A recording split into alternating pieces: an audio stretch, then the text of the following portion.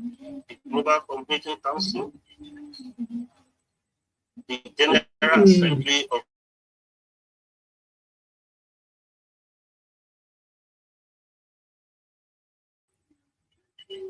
I am highly delighted to welcome you all to this conference.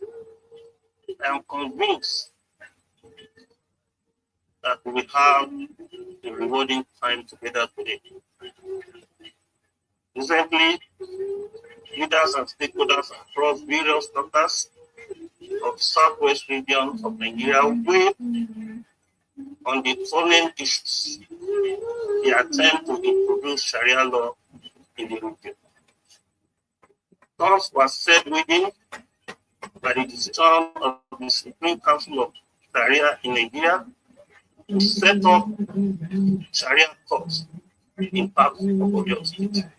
There was a massive movement from many non-Muslim, mostly Christian, traditional religion adherents, governor of Oyo State, Ekiti State, and Osun State, lend their voice against the move. And those who are even neutral in between the issue when it arises. Many of the critics were unequivocally in condemning the move, described the idea as an attempt to weaponize religion in politics. In equal measure, there seemed to also be a consensus that the introduction of Sharia legal codes would disrupt the peace in the region. While many indigenous stakeholders and advocacy groups recognize the right of all sons and daughters of Odua right to freedom of speech enshrined in the Constitution of Nigeria, indeed in the culture of Yoruba, including the right to it, we must say categorically the ideal of introducing Sharia will in no way improve the fortunes of the region economically, politically, and culturally. Yoruba is today still as the most economical development region in West Africa. But what feat was achieved through the hard work. But that feat was achieved through the hard work and commitment and determination of our people, who were Christian, Muslim, and traditional religion partners. The policy that we introduce that will shatter the pace and lead to anarchy, force our teen youth population to take up arms and social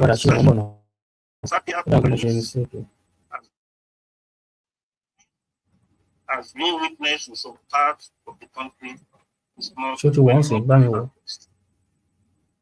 Today, we are all witness to the impact of the breakdown of law and order, manifesting in banditry, kidnapping, and the likes across other regions. In Plateau, and Benue State, for instance, state governors have both complained of how some of their cities are being overrun by even on Saturday, on Friday, we're going to front page. Report that about 64 villages has been overrun by the bandits. I'm not reading this one from my speech, just putting for what I read on Friday. Recently, the director of program of APC was kidnapped, and after ransom was paid, he was still killed. If a personality like that kidnapped and still be killed after ransom was paid, we are definitely in trouble. Similarly, the youth leader of Apeniperi was kidnapped. He spent several days kidnapped. After it was released, he revealed that bandits has many camps in Ondo, Ekiti, and Osun State, bringing Sharia into Yoruba land, into our sub-region, and legitimize it under whatever gets is unacceptable. We believe our secularity, freedom of religion, do not think that our religion is superior to others. If you are saying you want to introduce Sharia law, the traditionalists do say they want to create a traditional law. Why the Christian say they will introduce Zionist law? That may be the beginning of religion politics, which we do not want in Yoruba. Talking of restructuring, there is no way Nigeria can move forward without restructuring. And by this, I mean restructuring towards self-determination. In such arrangement, every region will have their own way to determine their future. When Chief Obafemi Awolowo was in premier of Western region, 50% of what was realized in the region goes to federal, while 50% remained in the region. At that time, salary of civil servant in the Western region was even higher than the federal level. The foundation we have today as a civilized region between Nigeria and Africa was laid by Obafemi Awolowo-led government within a period of 8 years.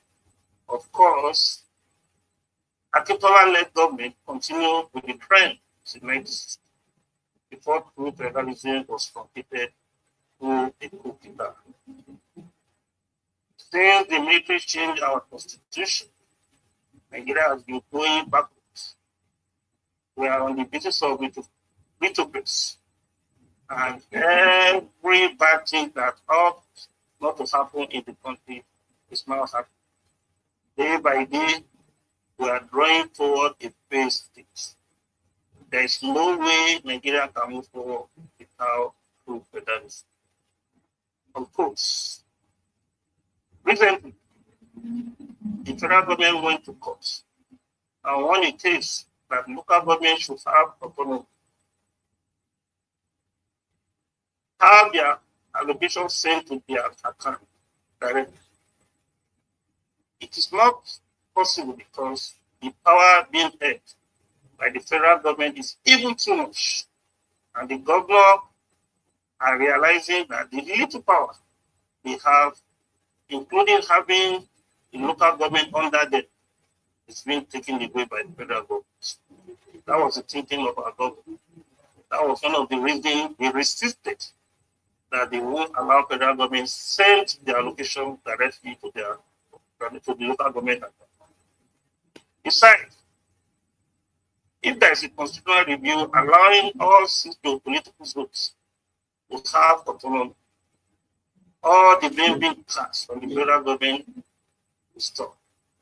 The responsibility will be lying on region, state, and local government. The federal government will have few responsibilities in running the affair of the country. At that time, most of the federal government responsibilities will revolve around international affairs, national security, intelligence, diplomacy, and foreign policy. Finally, at the moment, there's over 50 ministries being overseen by the federal government. But when regions are allowed to have autonomy, the federal government may not have more than 15 ministries under its supervision. As powerful as United States of America today, it has just 15 executive departments, which are then analogous to the ministry in department parliamentary system. The presidential system of the United States is just like the parliamentary system. I'm putting that this one is not part of my speech. The summation here is that there is no way Nigeria can continue with presidential and unity system of government, which is too expensive. We must replace our step and do what is necessary for our nation to fully harness the potential across regions and well-coordinated federal listening. God bless you all. Second. Olóòtú, over to you.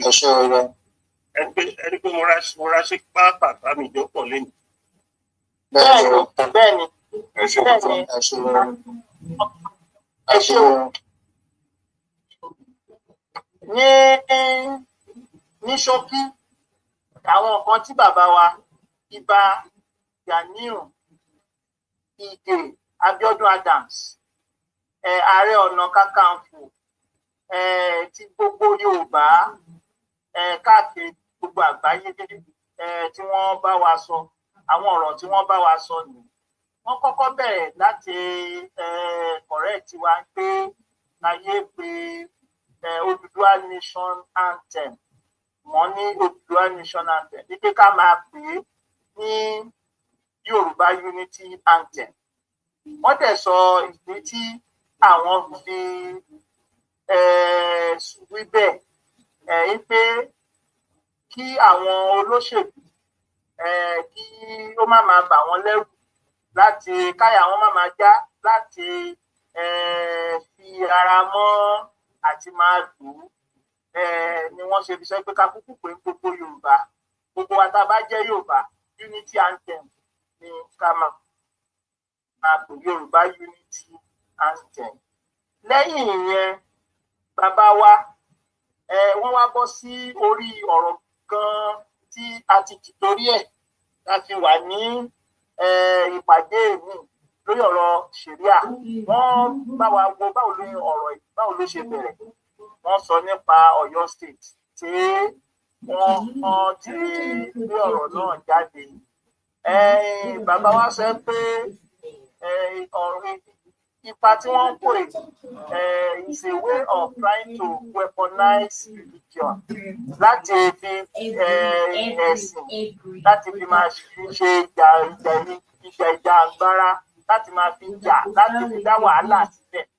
Wọ́n dẹ̀ wá ń sọ pé bí a bá gba ọ̀rọ̀ ṣẹ̀ríà yìí ní àyè, àlàáfíà tó wà ní gbogbo ìwọ̀ oòrùn tí àwa Yorùbá wà, wípé àjàmbá àlàáfíà tí ó wà. Wọ́n tún wá sọ fún wa pé introduction nu ṣẹ̀ríà, àgbékalẹ̀ ṣẹ̀ríà kò ní improve socio-cultural and economic fortune of Yorùbá land. Bàbá wa tún fi yé wa pé bàbá àgbà láàyè bí wọ́n ṣe gbé jáde, wípé ó lè lead sí anarchy, that is kí wàhálà tí apá òdùká kó ṣẹlẹ̀. Wọ́n wá mú example jáde ní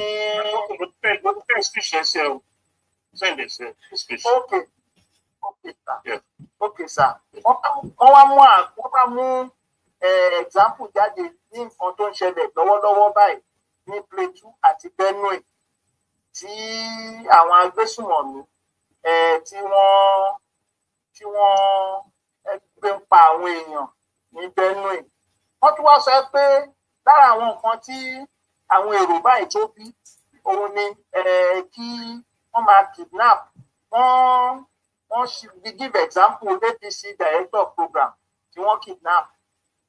Wọ́n tún sọ nípa youth leader Afẹ́nifẹ́re tí wọ́n kidnap. Wọ́n wá jẹ́ kí gbogbo wa pé kí a sọ ṣẹ̀ríà di òfin ní Yorùbá land, wípé kò ń ṣe àwọn òlérò tó bóyá nǹkan tí ó dáa tó dẹ̀ ká gbà wọlé. Wọ́n sọ pé tí a bá gba ṣẹ̀ríà láàyè, ìtumọ̀ ẹ̀ ní pé àwọn tó ní Kìrìsìtẹ́nì náà wọ́n á fẹ́ gbé òfin tiwọn náà kalẹ̀. Àwọn tí ẹlẹ́sìn àbáláyé náà wọ́n sọ pé kínní gbogbo ẹ̀ máa wá jẹ́ kó máa wá jẹ́ kí ìdàrúdàpọ̀ kó ṣẹlẹ̀. So bàbá wa náà wọ́n wá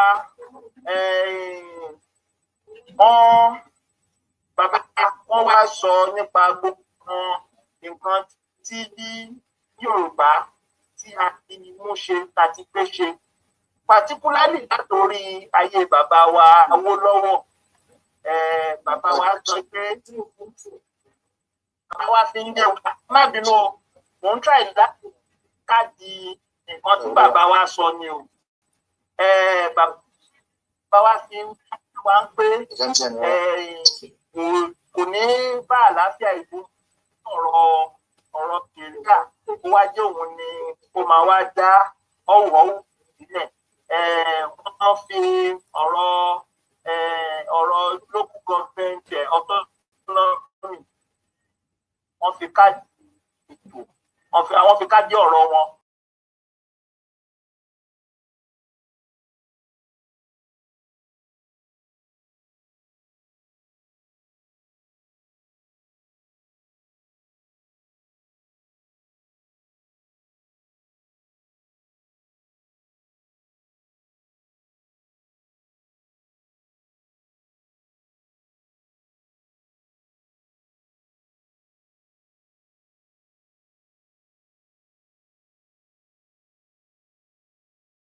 Years so nǹkan tí bàbá wa tí wọ́n bá wa sọ nìyẹn, lára àwọn nǹkan tí bàbá wa bá wa sọ nìyẹn. So àárí tí kò mú òfin mú nínú láì nínú ìkádìí ọ̀rọ̀ tí bàbá wa bá wa sọ. Ẹ jẹ́ ká tẹ̀síwájú. Bàbá wa ẹ kú wọn tó ní pẹ́ lẹ́nu yín o láti ṣe ìgbìmọ̀ rẹ̀ amáríyá o gbogbo aṣọ àrùn àmárọ̀ wọn o láti ṣe ìgbìmọ̀ láì fi àkókò ṣe òfò.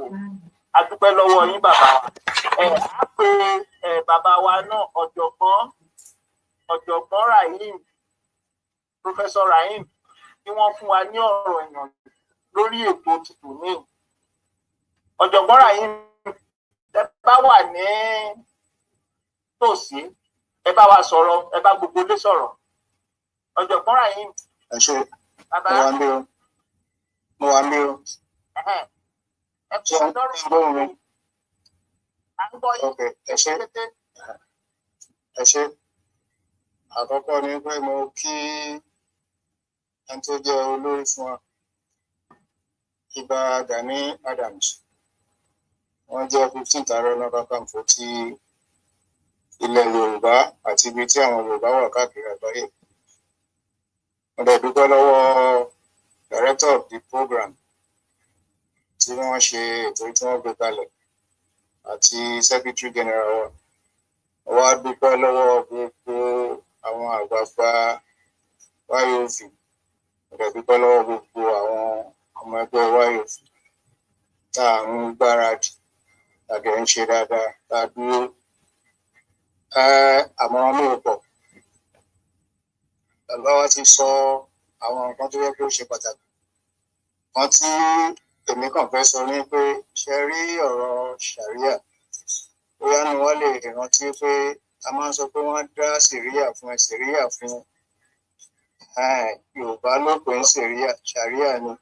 Ìyẹn ni pé ó ti pẹ́ tí ṣàríà tó ti wà ní ilẹ̀ Yorùbá. Ṣùgbọ́n nǹkan tí wọ́n fẹ́ ṣe ń sìn ni pé wọ́n fẹ́ gbé wọlé ó jẹ́ gẹ́gẹ́ bí òfin tá a máa lò tá wà ní constitution. Olórí wa ti sọ láìpẹ́ pé restructuring máa wà pẹ̀lú ọ̀rọ̀ tá à ń bá kàyí. Ẹ̀mí pé kò sí ìgbà tí constitution òfin tuntun tí ò ní mú ṣẹ̀ríà ni o, àbáláyé ni o, ti kìrìsìtẹ́nì ni o, wọ́n máa wò ó èyí tó bá ṣeé ṣe tá lè lò la máa lò. Ìyẹn ni ó ṣe pàtàkì. Ṣùgbọ́n nǹkan tó ṣe kókó fún àwa ń sìn wípé àwa ọmọ Yorùbá a gbọ́dọ̀ gbà èmi ò lè bẹ̀rù láti sọ lé pé tó bá yẹ pé a máa jà ní kò sí ẹni tó lè wá gbé ṣẹ̀ríà wọ́n ṣe ń ṣe nílẹ̀ Arab wá gbélé wa lórí nílẹ̀ Yorùbá tí àwọn Fúlàní bá fẹ́ ṣe lọ́dọ̀ tí wọ́n máa ṣe ṣùgbọ́n pé kó wá jẹ́ pé wá bo àṣà wa mọ́lẹ̀ yẹn làwa ò ní ànígbà rárá. Mo dẹ̀ fẹ́ kí gbogbo wa ká gbáradì kì í ṣe pé ìgbà tá a bá yọ àdá nǹkan kan ni ká bẹ̀rẹ̀ sí í sọ fún àwọn èèyàn wa especially àwa tá a wà nílẹ̀ òkè jẹ́ ká máa fi tó àwọn ọmọ wa létí ìtàn wa àṣà wa báyìí ni báyìí ni báyìí ni àbá ẹ̀sìn ẹlẹ́sìn jọ ẹ̀ta àfẹ́ kí ẹnìkan mú ẹ̀sìn tó kì í ṣe tiwa kó wá fi dà wá ní àgbòrò nítorí a ní àwọn òfin tiwa tá a máa ń lò tá a máa ń ṣe tó a lè ní ìdá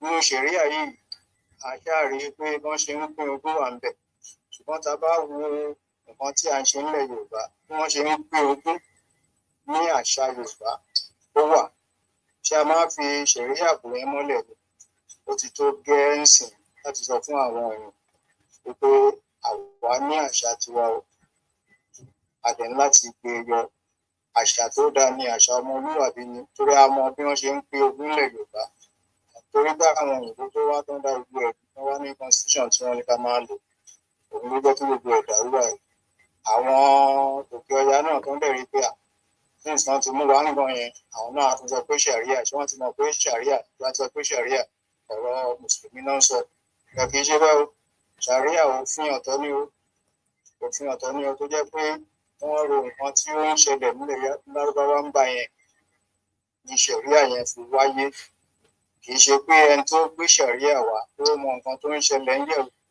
Yorùbá ń gbà yẹn tó fi kún kò sí nǹkan kan tó jẹ́ àṣà wa ń bẹ̀ ó lè jọra ni kì í ṣe àṣà tiwa mo dúpẹ́ lọ́wọ́ yín nǹkan tí mo fẹ́ sọ ní ṣókí ni ẹ ṣé o mo dúpẹ́ o. bàbá wa ẹ ṣé púpọ̀ àwọn nǹkan kan tẹ́ sọ náà kò sí àṣàdànù nínú ẹ̀ gbogbo nǹkan tẹ́ sọ gbogbo nǹkan tó bá làákàyè tó dẹ̀ bá ọgbọ́n yọ ni a dúpẹ́ lọ́wọ́ yín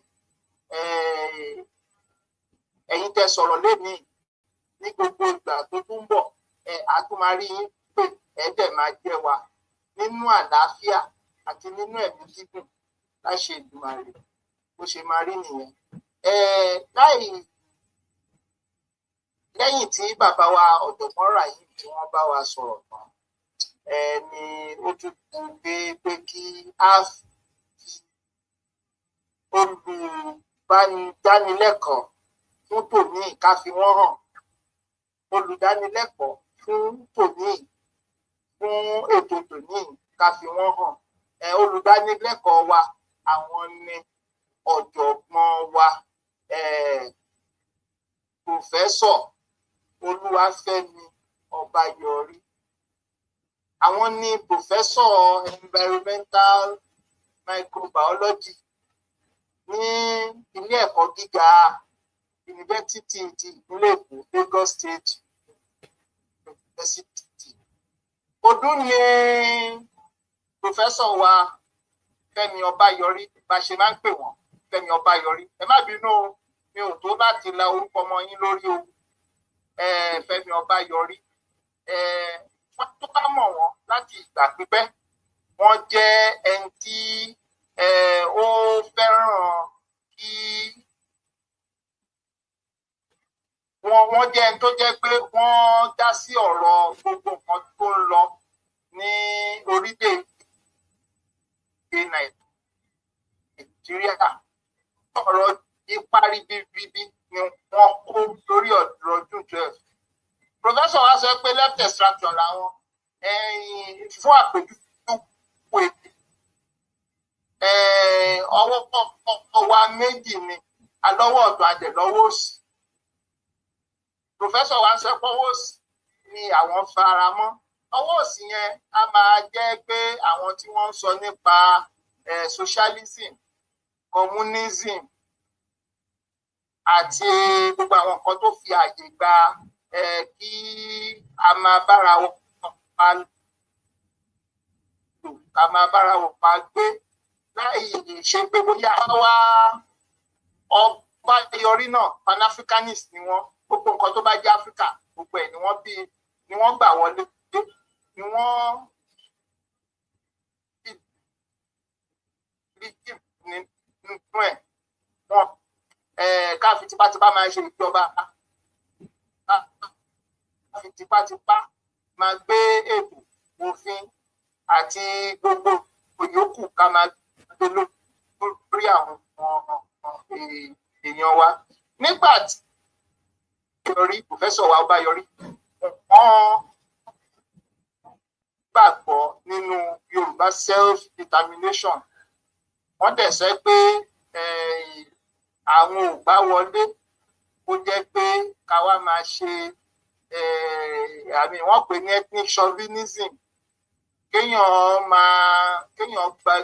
dé nífẹ̀ẹ́ ẹ̀yà kan jù kan lọ. Bàbá wa Ọbáyọrí wọ́n ti kópa nínú oríṣiríṣi socio-political and cultural movements in Nigeria and in Yoruba land. Bàbá wa Ọbáyọrí was president Oòduà youth movement OYM tí mo bá rántí dáadáa nígbà yẹn lọ́hùn.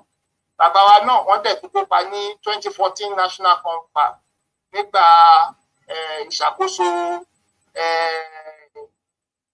ààrẹ Goodluck Ebele Jonathan. Wọ́n represent Southwest social cultural group. Bí bàbá wo bá wà nídìí activism tí wọn dẹ̀ wà nídìí environmental microbiology, bàbá wa jẹ́ akọ poet. Wọ́n dẹ̀ tún máa ń dá sí ọ̀rọ̀ tó lọ. Wọ́n máa ń kọ ìwé lórí ọ̀rọ̀.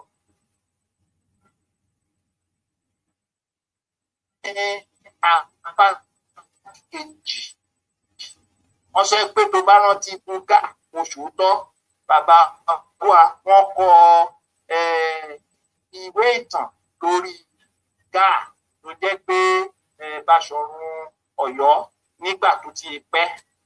So bàbá wa wọ́n jẹ́ ẹni tí ó ṣe é fi yangàn nílẹ̀ Yorùbá. Àwọn gan pàápàá wọ́n gbàgbọ́ ní inú ìṣọ̀kan ilẹ̀ Yorùbá, ilẹ̀ Áfíríkà. Wọ́n dẹ̀ gbàgbọ́ pé ìtàn àti àṣà àti ìṣe àwọn èèyàn dúdú ó ṣe pàtàkì fún ìlọsíwájú wa. Bàbá wa wọ́n gbàgbọ́ pé àti lọ síwájú gbogbo Yorùbá àti gbogbo Áfíríkà, àṣà wa àti ìṣe wa àti ìmọ̀ ìtàn wa ó ṣe pàtàkì. Bí bàbá wa síbẹ̀ tí wọ́n fi ṣọwọ́ sí wa ni o. Tí mo bá kọ́ ní ti bá kà léyìí ní láǹfààní láti gbọ́ àgbọ́yé gbogbo àwọn ìkíláàrí tí òpin wò tí bàbá wa tí wọ́n kọ sí bíbáyìí. Wọ́n kọ unequivocal rejection of ethnic chauvinism. Wọ́n kọ cultural movement. Mo kàn sọ díẹ̀díẹ̀ nínú wọn ni o.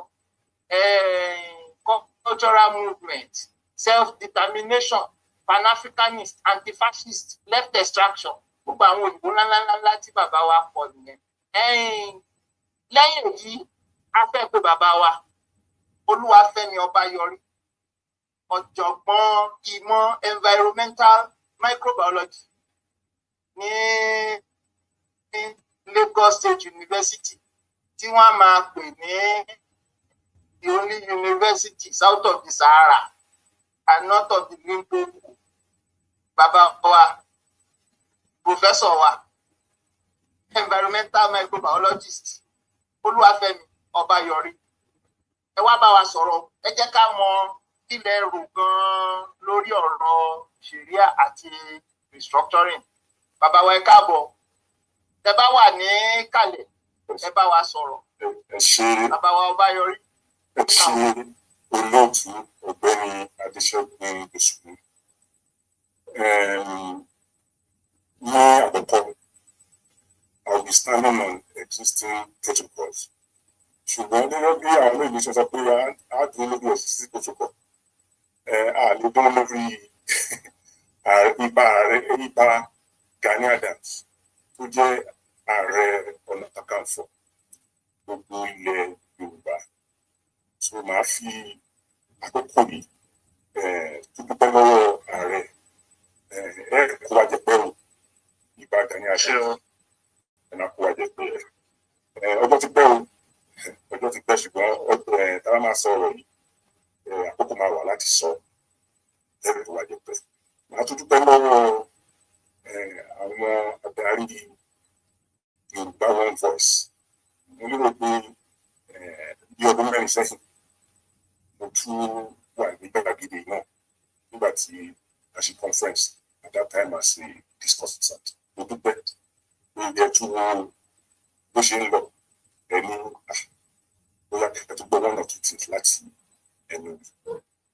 Màá dúpẹ́ lọ́wọ́ gbogbo ọmọ ẹgbẹ́ YOV, ẹ̀yin ẹ̀gbọ́n mi, àbúrò mi, bàbá mi, ẹ̀yin comrades mi tí wà ní orí ìkànnì yìí. Mo dúpẹ́ lọ́wọ́ yín. Now, what I've been asked to do is to speak to the topic, Sharia law creeping into Yoruba land, setting things straight through restructuring. Mo ti kọ́ ọ́ bẹ̀, ṣùgbọ́n ó yàtọ̀ sí ti tẹ́lẹ̀ tí wọ́n bá fún mi ní tọ́pìkì màá kọ̀wé jọ̀rànjọ̀ràn lédè Gẹ̀ẹ́sì. Ohun tí mo kọ́ lẹ̀ is like a guide.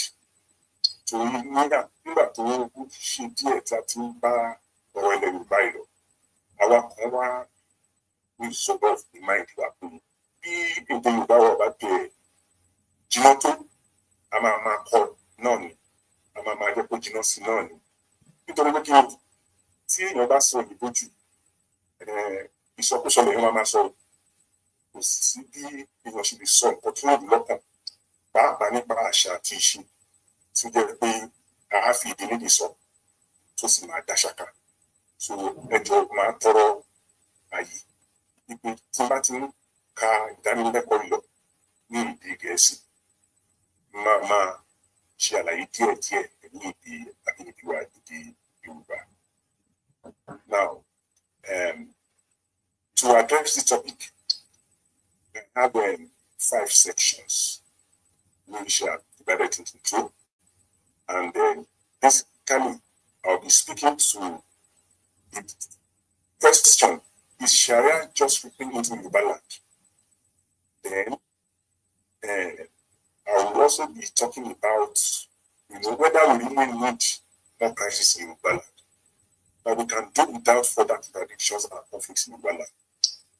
Then also, thirdly, I'll be addressing matters of principle from which we must proceed. And again, I'll be looking at, Yoruba as a people that are different from other peoples in Nigeria. We're not claiming that we are more advanced or less advanced, but we are different. We are unique. Then fifthly, I'm show people what really Sharia system is before the politicization or what areas rightly called, which I think more represent it than even what I took here, urbanization of Sharia. Now, then I'll be looking at restructuring as partnership because at times when we use certain concepts repeatedly, and we continue to use them, they lose their meaning, and we begin to say something else quite different from what we mean without really knowing it. Then, lastly, I was down again, we can't cash it back to in this circumstance. So I will proceed now. Now, the first question is Sharia just creeping into the land? Well, I will, on this subject, I'll be seeking liberty to be able to at least tweak the topic a little, to say Sharia law in the land, setting things straight through restructuring. But this is because Sharia is not just creeping into the land. The influence is as old as modern Yoruba, dating more than 200 years. And the physical presence of Sharia legal system is well established in Kwara, which is a majority Yoruba state, and Kogi, where Yoruba are a minority, has spoken people, both in terms of demography and politics. We must also forget that Islam in Yoruba land is in Mali, religion of the Mali people, predated 19th century, and Islamic scholars were officially recognized in the palace of Allah in the second half of the 18th century. Not only the Arabic word and phrases for commercial transaction infiltrated the Oyo Yoruba lexicons, but also concepts relating to the Islamic justice system. Sharia, Sharia,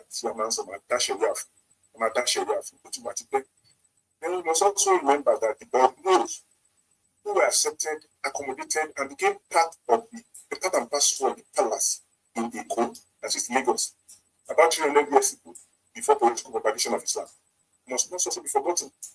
Our Borno were ní àfihàn bá ní àti bí 300 years ago, 300 years missing, only ọdún tó kù jẹ́. Now, they were there, àwọn náà dẹ̀ ń ṣe ẹ̀sìn tiwọn. Some of them were guards, some of them were like palace servants, they were traders. They were there before the jihadists came. We just would be having intercourse with other peoples, and we have been influenced by their religions. Even before the jihadists came and now started a program of conquest of our people. So historically and beyond modern concerns, Sharia in Yoruba land symbolizes both liberal and healthy economic intercourse, exemplary of accommodating nature of the Yoruba in the animal era, as well as the unhealthy conquering and proselytizing essence following the southward push and jihadist expansionism of the early to mid-19th century. Now, àwọn jihadist ọ̀rọ̀ Sharia ti àwọn tó jẹ́ Mùsùlùmí wọ́n ti ń ṣe lẹ́rìn ara wọn, but it was not institutionalized and we accommodated them. And àfihàn òdodo tàbí ọdún ní àwọn scholars àwọn ọ̀jọ̀gbọ́n ní àfihàn tó ń kọ́ Arabic tó jẹ́ pípọ́ science lédè Arabic. That was the extent to which we were accommodating other people. That was the extent to which we were ready to take whatever we consider positive in other cultures. So Yorubas have always been accommodating, they have always been peaceful people, and they've always been progressive. Now, Ilorin and its environs were conquered and Islamized by the sword and treachery, even though it was not one of the enemies originally created by conquest by Ottoman and Foto. This is very important. People always think that Ilorin was just one of those enemies. No. It wasn't part of those enemies. It was when Ali, having to drink his strength and take it over. It was thereafter that the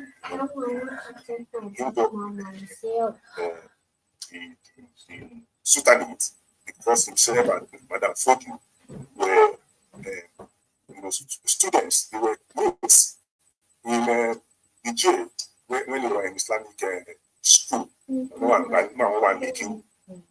Classmates, so Ilorin was not one of the enemies that the Sultanate created or gave flag to. In subsequent history, even after the offensive southward marching of the Fulani were laid to waste in Osogbo in 1840, making it the bastion of the Sultanate of Sokoto. Unlike other centers of Islam in Yoruba land, such as Igbo, at the same, for example, that know in identity, avowedly Yoruba, and look towards, Ife and Oyo rather than Sokoto. Sharia law has been part of the legal system in Ilorin, like any other northern state, since the colonial time, and exemplifies one of the earliest ways to blend this into a larger legal system. What is concerning is the intensification of call for the introduction of political Sharia into Yoruba territories of the Southwest. Now, I already saw little more. Wọ́n recognize, wọ́n sọ di ohun ìṣàkóbára láti lè ṣe ohun tó fẹ́ ṣe politically, láti lè tún múra lẹ́rú ju wọ́n ti ṣe múra lẹ́rú tẹ́lẹ̀ lọ. Because tí èèyàn bá ti gba àṣà lọ́wọ́ èèyàn, tó gba ìṣe lọ́wọ́ èèyàn, tó sọ pé kí olúwa má rántí ìtàn ẹ̀ mọ́, olúwa ẹ̀ ti dẹ́rù. Ó dẹ̀ wá tún dẹ́rù ju bẹ́ẹ̀ lọ nígbà tó jẹ́ pé ó dà ọrọ̀ ajé tó wá wà ní ìṣàkóso. Now, I'll be taking the second section of my presentation. And I said, we can do without further contradictions and conflicts in Yoruba land. What is often it's not just religion. It's not just propagation of religion, but it's politics. It's warfare by other means. It's meant to disempower our people and ultimately physically conquer them and keep their political Quran. I'll call it political Quran because some of us have also read the Quran. I read it twice, Bali to Bali, and I know what is contained in it. There's much of what people are doing is from the Hadith, and the ways of of Muhammad and subsequent shows. So, in a recent interview, the chief of army staff reveals that terrorists being dislodged from strongholds in northern part of the country are beginning to push down south and are recruiting in the southwest. If definitely signs of good things to come, it is a situation that calls caution in entertaining any political experiment that will fuel dissonance, build fanaticism, and fire escalation of already tense climate of ethno-religious intercourse. Already in southwestern state of Congo, communities are coming under attack, and large swaths of arable lands are being laid waste by herders and farmers dislodged from their ancestral lands. From all indications, the security forces have not demonstrated the capacity to face up squarely to these challenges. Ní láti máa sọ fún ara wa nísìnyí ẹni tó bá ń lọ sábùdá tó bá gbà tó kọjá tó gbà ẹ̀ tó kọjá we met recently the cases of 16 herders ní wọ́n rí igbó tó máa ti ṣọdẹ ní ilẹ̀ ní ìlú àríwá lọ́wọ́ wọ́n ní south north àwọn tó wá ṣọdẹ wọ́n dẹ̀ kó bọ̀ sínú ìmọ̀tò wọn kó pamọ́ sínú ìmọ̀tò tó ṣẹlẹ̀ sí wọn àwa ò fi ìbẹ̀wọ̀ àwa ò dẹ̀ gbàgbọ́ tí wọ́n máa ń pa àwọn olóògbé tó ní jungle justice ṣùgbọ́n wọ́n ní ojú lalákan fi ṣọ́ àwọn tó ṣe tí wọ́n ṣe sí wọn lọ́pọ̀ tí wọ́n fi ṣe. According to a recent news report, the revolutionary president of Burkina Faso, Ibrahim Traoré, was said to have rejected an offer from a Middle Eastern country to build 200 mosques, opting himself for schools. You can see why we must admit that the religious beliefs of the people is part of their culture and spiritual experience and play an important part in their spiritual work. Religion and the infrastructure built around it cannot, in modern time, be the main driver of development. Absolutism is a recipe for conflict and reversal to primordial recoil into a single unverified narration of the origin and essence of man and his goal. Ẹ jẹ́ kí eléyìí ó ṣe pàtàkì pé kí n break it down here. Ṣíṣe pàtàkì nínú ìgbésí ayé ọmọ yìí.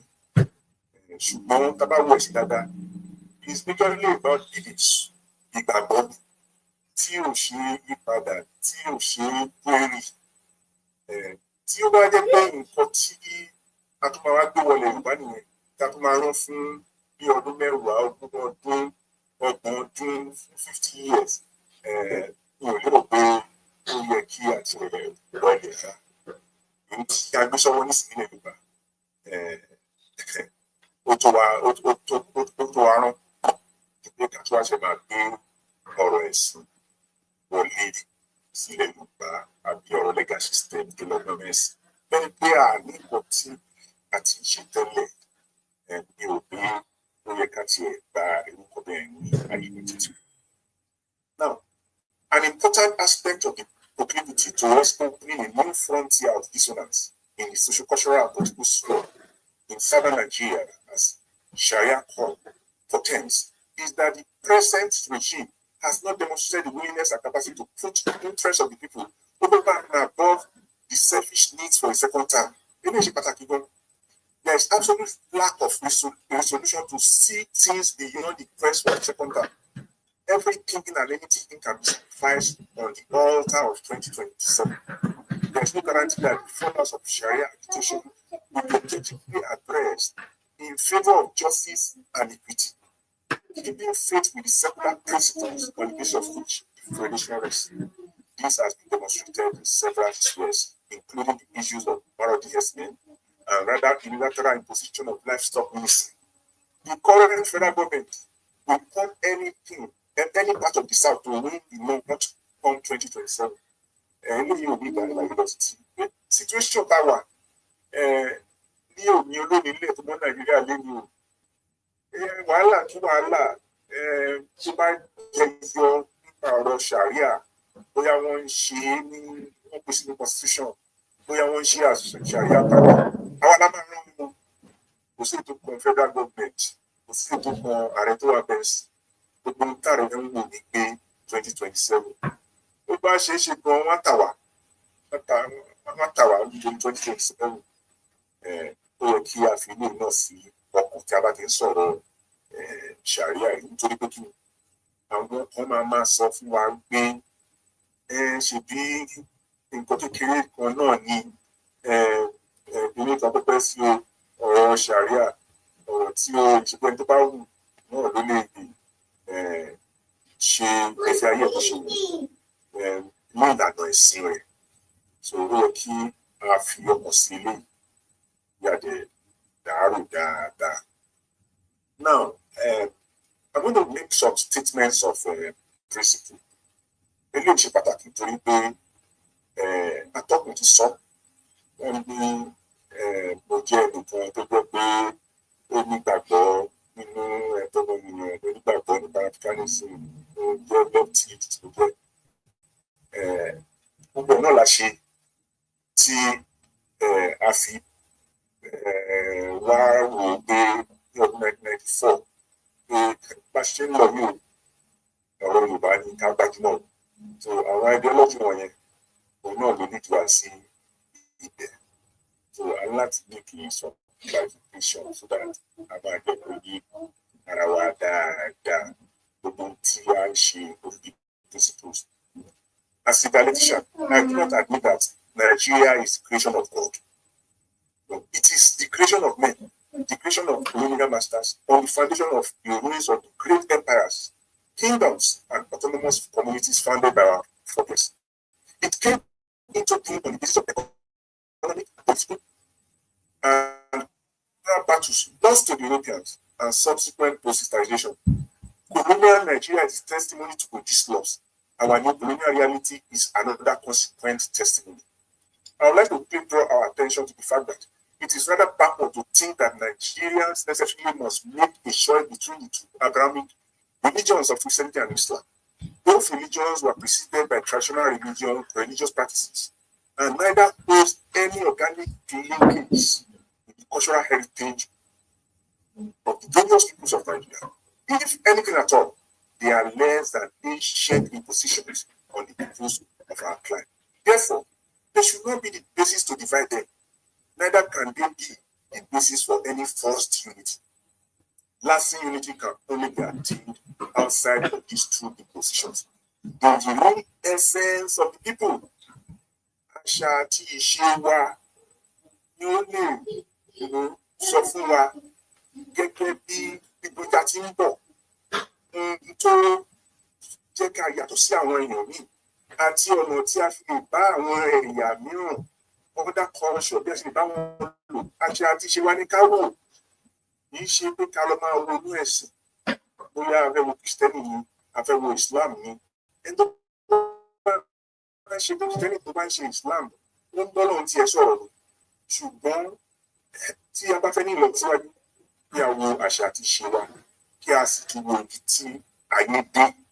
What are those things that the whole world, when the peoples of the world have now accepted as basic minimum or the barest minimum that you need to uphold as a modern man? Those are pàtàkì. Tàbá ń wo Declaration of Human Rights, tàbá ń wo African Charter on Human and People's Rights, tàbá ń wo oríṣiríṣi àgbékalẹ̀ tó jẹ́ pé ó ti wà tí àwọn ènìyàn ti fi ọwọ́ sí. Àwọn nǹkan tó lè guide wa nìyẹn.